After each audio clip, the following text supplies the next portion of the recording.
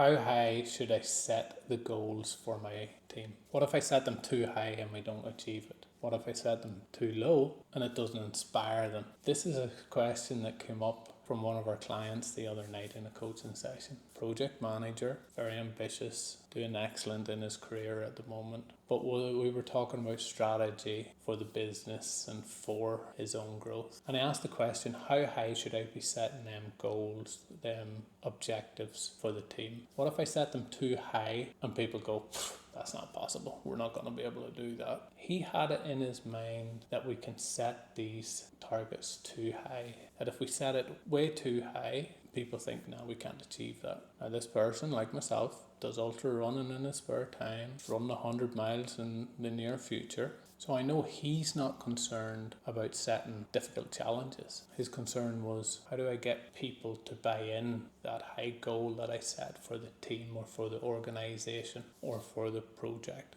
And as I explained, in my opinion, I'm interested to hear yours, leave it in the comments below, but in my opinion, I would much rather set targets at a high level. That old theory of shoot for the stars and you might hit the moon, that type of mentality. But I'm also a realist, and I know that if we want to get people to come on a journey to help us achieve more than we ever thought possible, as an organization or individually, we need to get their buy-in. One of the other questions he asked was, whenever you've set high standards before and maybe the business has missed out on them, have I been held accountable for it? In my previous roles, I was given an example of where the business wanted to go from 20 million to 50 million within a year, even though 20 million was the highest turnover at the time. And whenever we achieved 45 million, which was still twice the best ever in the following 12 months, he asked, how did the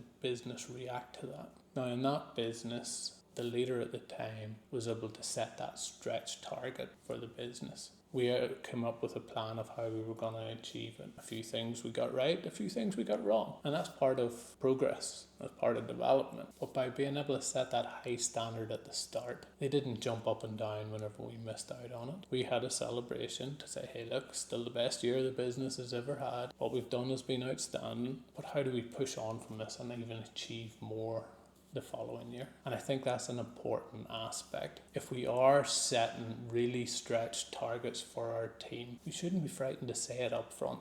We shouldn't be frightened to say to the business and to the people in the business, hey, look, this is going to be difficult. But we genuinely believe if we all come together, if we put our heads together, if we come up with the right ideas, if we eliminate the bad things that we're doing, if we do more of the good things that we're doing, that we can get to this point. We can get beyond this point, and then you get their buy-in from the start. Now, you're not just saying it to get their buy-in, you're saying it to get their actual opinions. What are we doing well? What can we be doing better? What's the plan to get us to this point? Because I know from setting my own targets, I know from working with the business objectives before, that having a target is one thing, and it's really important. But having a plan and a step process on how we're going to achieve that is a vital part. So I ask you, have a think about how you're going to achieve the high targets that you're going to set for the organization. If you just tell the team, these are the targets, we must hit them,